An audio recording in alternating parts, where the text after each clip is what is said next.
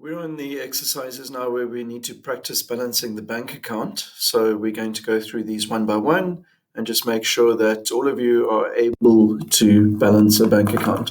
So I suppose the first question is, why do we need to do this? And I think the answer is very, very simple. It's important for any business to know exactly how much money they have in the bank, in their bank account, and so that's why we need to do this. The process of balancing will tell us what our bank balance is, how much money we have in that bank account. So on the debit side, over here, you can see there's an amount of 109,050 Rand, which would have come through the cash receipts journal, and that is the money that the business received during July. On the credit side, there's an amount of 67,590 Rand, which went through the cash payments journal, and it's what the business paid out during the month of July. Now, just a word about the folio numbers. Bank would normally be B4, B6, something like that. There's no actual number there. It would just be B something, and that's fine for now. We're just practicing the balancing. Similarly, these journals here, it would be CRJ7 normally and CPJ7, but we've just got the CRJ and CPJ because our main concern is to do the balancing, not anything else. Okay, so if you look at the two amounts on the debit side and the credit side, the amount on the debit side is clearly the bigger of the two. It's 109,050 Rand. It's much bigger than what's on the credit side. So what we do is we say to ourselves, we need to go and add something over here on the credit side so that we can make the two amounts exactly the same because we want this account to balance. So you would go and write the bigger amount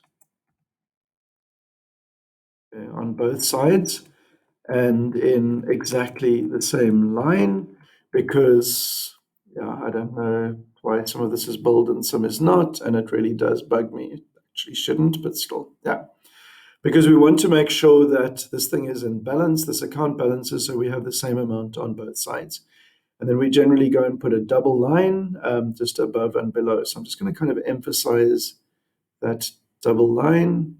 So we'll take our border paint, there we go. Put a bolder line there and there. We'll put a bolder line there and there. Oops. And there, okay. So we want to make sure we've got exactly the same total on both sides. Now, where I've put the X's over there, I need to insert a missing amount because I will need to go and add something where those X's are so that the credit side also adds up to 109,050. And we can find that balancing figure quite easily just by saying 109,050 minus 67,590. So we're subtracting, just doing that on my calculator as I'm speaking, and I get the answer of 41,460. Okay, so what I need to do now is say, if I add that 67,590 and the 41,460, I get that balance over there, that total 109,050. And you can't just go and randomly add in figures wherever you feel like doing it. So what I'm going to do there is just go and write balance, and I put C/D, which stands for carried down over there. So I made a credit over there, but for every credit you need to have a debit, or for every debit you need to have a credit. So I need to have a matching debit. So on the debit side, I go and write balance, is that bold again? B/D, which stands for brought down, and I go and put that same amount, 41,460. Okay, so let's just talk about that a little bit more while I get rid of this bold that is bothering me so much. So I put that 41,460 in there so that the two sides would add up to the same total. The debit side is the bigger side, 109,050. We make the credit total exactly the same. And then that's the balancing figure, the missing figure that we need to put in there so it adds up to the same total as the debit side. So I can't just go and put a credit wherever I feel like doing so. So for that credit, I have a matching debit over here, balance brought down for 1,460, just over here on the debit side. Okay, something about the dates. The balance carry down happens at the end of the month, so the date is July the 31st in this case. I don't need to go and write the date again over here because I've got 2020 July the 31st just above there. It really wouldn't be wrong to go and write the date again, but there's no need because it's exactly the same date. But what I do need to go over here and do over here on the debit side is go and write the date August the 1st. So it's August the 1st over there. So I need to go, as I said, put the date over there. I didn't need to write 2020 again because the year is still 2020. If you did go and write the year as well as the month, it really wouldn't be a problem, but it's absolutely not necessary to do that. So if the year changes, then you would need to write the new year in. Okay, so balance carried on is at the end of the month, so it's still July the 31st, which I didn't need to write in over there. Balance brought down is the beginning of the next month, and I have written it over there, August the 1st. Okay, so that's balancing the bank account in exercise 1.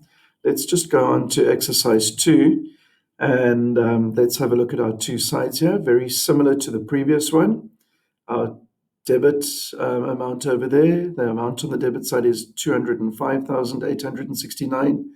The amount on the credit side is 145,785. Okay, the debit side is the bigger of the two. So we would want both sides to add up to the amount that is on the debit side.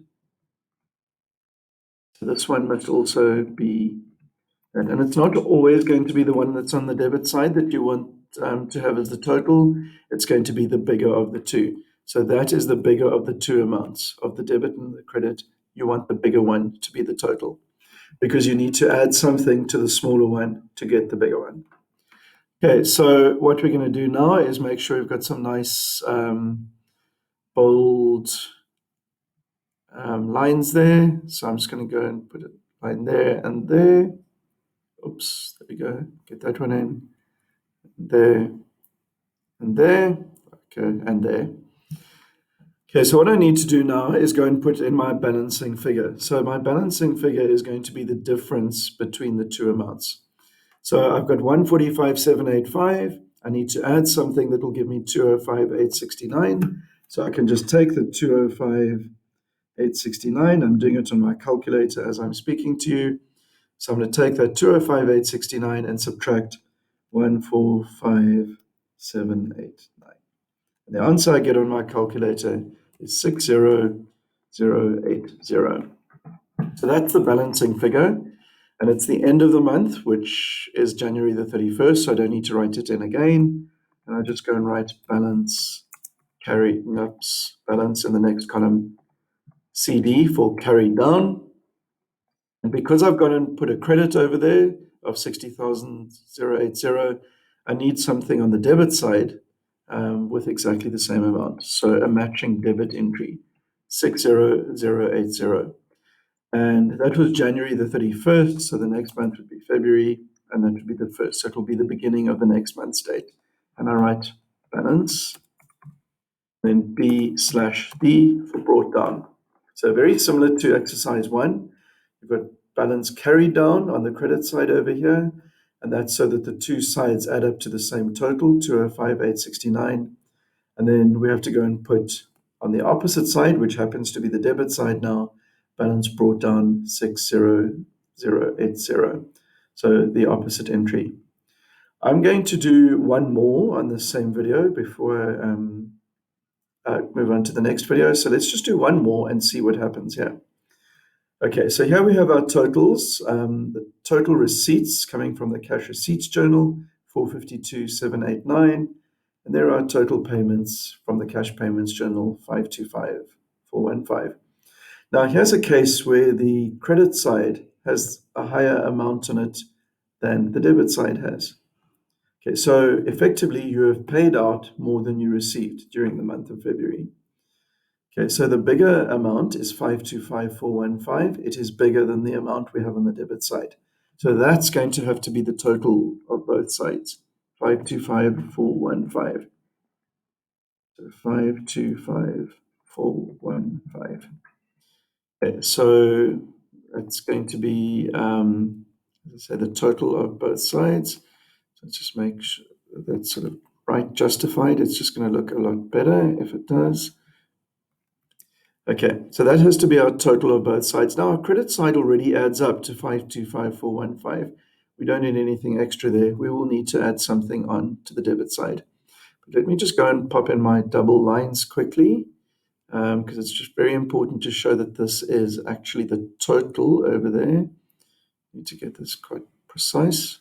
There we go. And over there, and over there. Oops. There we go. Okay, so I need to go to the credit side and I need to put the balancing figure. So I need to put an amount over here that will make, so I'm putting an amount over here where my cursor is, that will make the debit side add up to 525,415. So I take the 525,415 in my calculator and I subtract the 452,789. And I get 72,626. So 72,626 Rand. Okay, so what I'm doing is I'm saying I need to add something onto the debit side over here so that the amount that I had, the 452,789 plus what I add on, adds up to 525,415, which happens to be the amount on the credit side. So exercise 1 and 2, we added something extra onto the credit side because the debit amount was bigger. In exercise 3, the credit amount over here is actually the bigger of the two. So we add onto the debit side. So your total over here, so these totals I've got, that will always be what you have on the bigger of the two sides. And then you need to go to the smaller side and add something on there. I know it might sound confusing, but you'll actually get used to it very quickly. The first one, so what you're doing at the end of the month, the balancing figure, you're going to go and write balance C/D for carry down. Then the first day of the next month, so we will be on to March the 1st, you're going to go and put balance, and that will be B/D for brought down. And it's exactly that same figure always. So 72626 was the balancing figure, and that's going to be 72626 over there. Okay, so what I'm going to do is just go back to exercise 2. Exercise 1 and 2 are both very similar because exercise 1 has a debit balance. Your balance brought down is on the debit side. Exercise 2 is exactly the same. So to try and analyze what happened over there, our total receipts was 205,869. We received that during the month of January. We paid out that amount of 145,785. We received more than we paid. So we ended up at the end of January, so therefore into the beginning of February, with 60,080 Rand in the bank. We received more than we paid, so we had money in the bank. Now, in exercise 3, the situation is a bit different. We received 452,789, but we paid 525,415. So we actually paid out more money in February than we received. Now, you might wonder how that's possible. It is possible in the various different ways you can do that. One way is by arrangement with your bank. You go and see the manager and you ask if you can do that. And we'll talk a little bit about that in a moment. So you've actually got a bigger amount on the credit side because you paid more than you received. You do the balancing in the normal way. We end up with a credit balance of 72626. That means we actually owe the bank 72,626 Rand. We paid more than we actually received. So we kind of overspent in a way. And you can arrange that, as I said a moment ago, by negotiating with your bank. You would go and see the manager and you ask to have an overdraft. So if the bank account has a credit balance, it's what we call a bank overdraft. That's a liability. It's no longer an asset. It's a liability because we owe the bank that amount of money. So just a bit over 72,000 Rand in this case. Okay, so the bank account is usually an asset. You normally have money in the bank, so it will be an asset, current asset for that matter. But sometimes you can pay more than you receive, and then it will be a liability, and that's what we call a bank overdraft.